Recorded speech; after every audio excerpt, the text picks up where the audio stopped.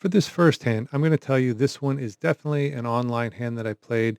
And this is the type of thing that is accentuating why some players are playing bad or poorly online.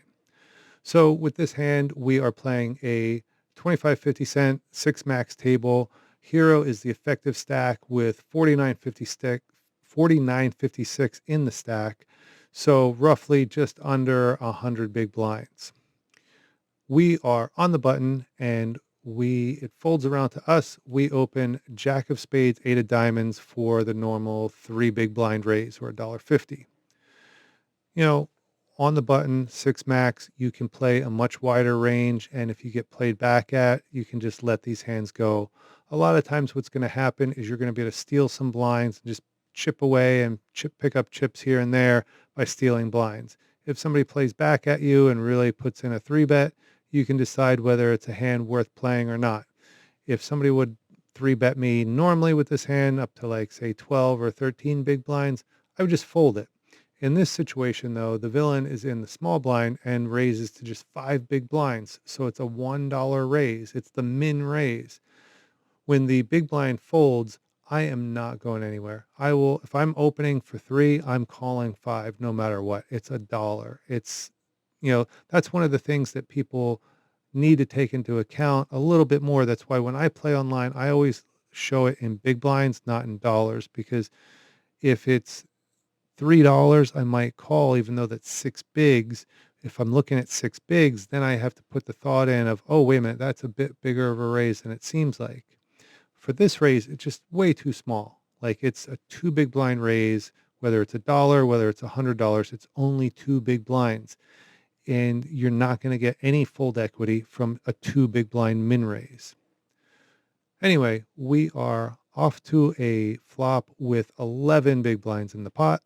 And that flop comes off great for us. It comes nine of spades, 10 of hearts, three of diamonds. So we flop open-ended here, and the villain leads out for another small bet of three big blinds. I didn't call a three bet and, flop open-ended to fold here.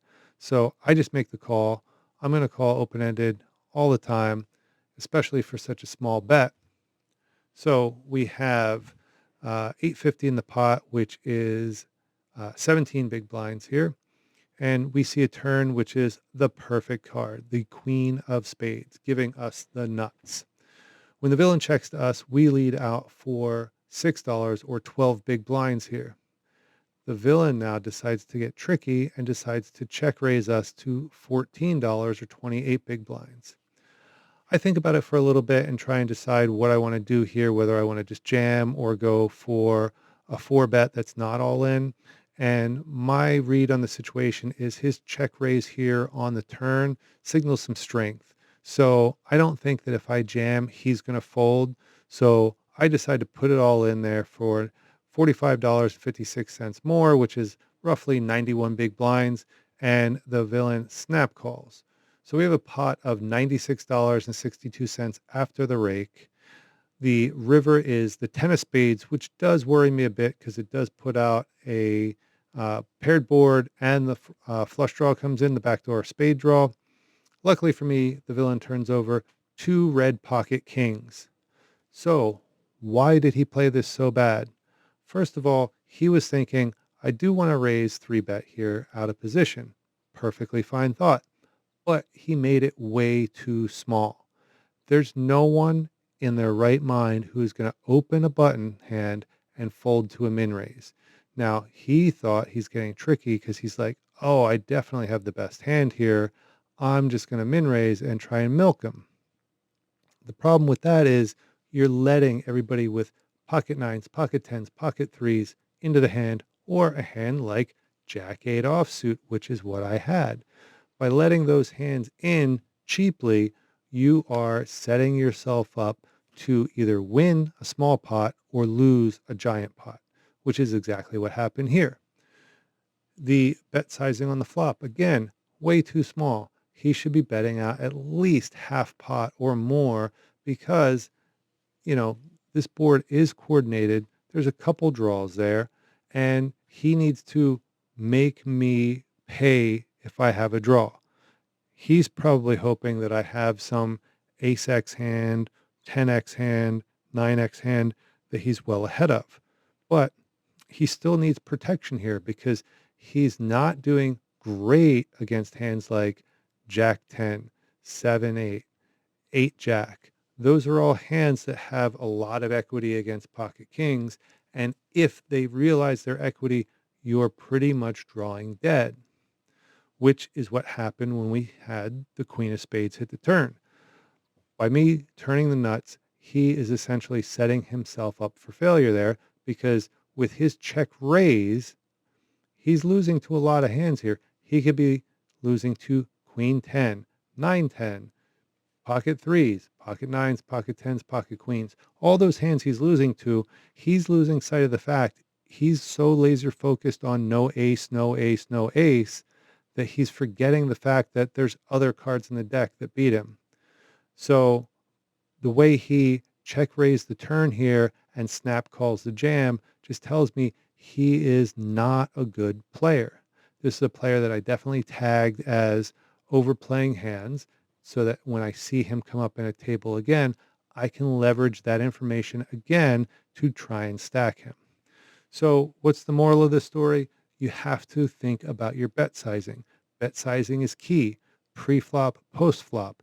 If you are three betting, you need to make it a real three bet, especially from out of position.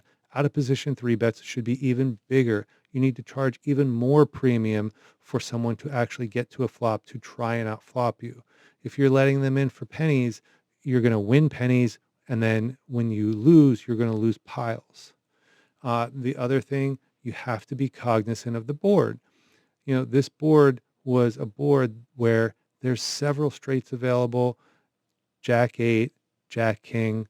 Yes, I see you have blockers to kings. Blockers don't mean much because there's still two other kings out there. What's going to call your check raise here? You have to think, if I check raise here, and it's not even the worst check raise, to be honest with you, if he's able to fold. Because when I come over the top, am I really saying I have one pair?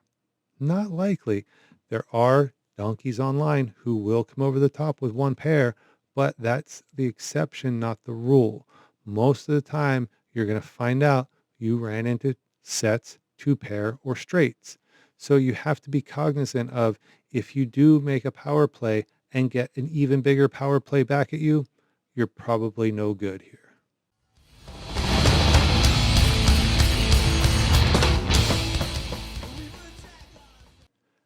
Thanks for checking out the video.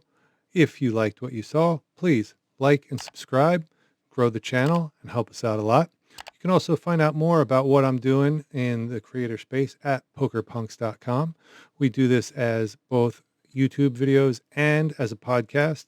And also I do some other stuff with music as well at PokerPunx Music. You can check that out at PokerPunx Music on Twitter, Instagram, all the different social media sites. And as always, run it up the punks.